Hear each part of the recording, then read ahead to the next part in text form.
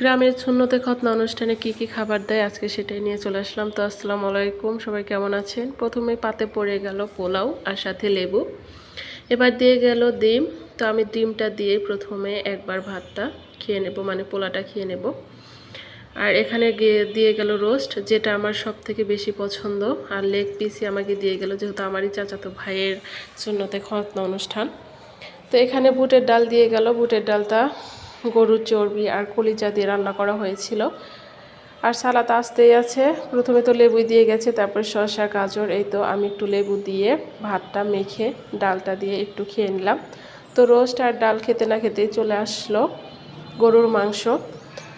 আর সব থেকে বড় কথা হচ্ছে, এগুলো সব কিছু রান্না আমার আম্মু করেছে। এটা হচ্ছে 150 জন লোকের আয়োজন ছিল। তো A to Z রোস্ট, গরুর মাংস সব কিছু রান্না আমার আম্মু করেছিল। আর খেতেটা এতটা মজার হয়েছিল, আপনারা ভিডিওতে দেখেই বুঝতে পারছেন যে কতটা লোভনীয় হয়েছে গরুর মাংস রান্না, রোস্ট রান্না। আর শেষ পাতে ছিল এই তো দই।